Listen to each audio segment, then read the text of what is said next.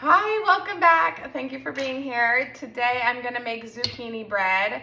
It was requested of me to bring it for Super Bowl tomorrow. My girlfriend has 3 boys who absolutely love this recipe. So I'm gonna whip it up really quick, and I love it that my kids actually eat it. They don't like zucchini otherwise, so it's a win-win.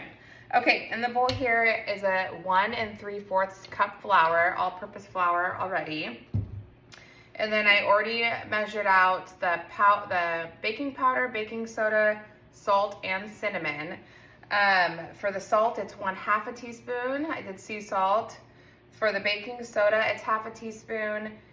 For the baking powder, it's 1 full teaspoon. And then for the cinnamon, it's 1.5 teaspoons.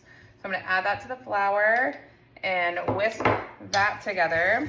There's our dry ingredients besides the sugar. And I'm doing kind of like a treat charcuterie board along with a normal charcuterie board for tomorrow. So I'm gonna pair slices of this with, we're doing cake pops and cookies and like some fruit. So just a little dessert board.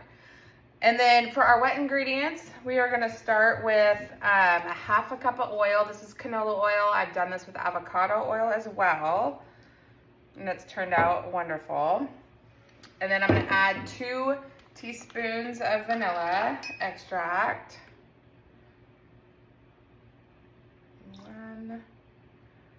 This is so easy, and if you've grown zucchini, you know you have tons and tons of it. This is great to do, and you can freeze like the whole loaf. I even slice it first and then freeze it, so you can just take out like a piece or two, and they de-thaw in like no time at all, wrapped in a paper towel. It's amazing.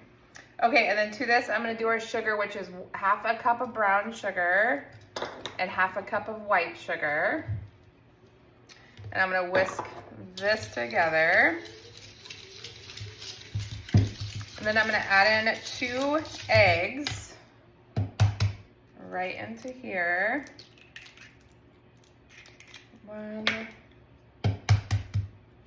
2.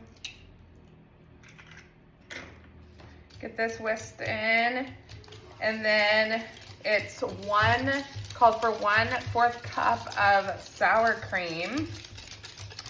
And you could, I've also used 1/4 cup of plain Greek yogurt, and I couldn't tell the difference either way. So if that's what you have, use that.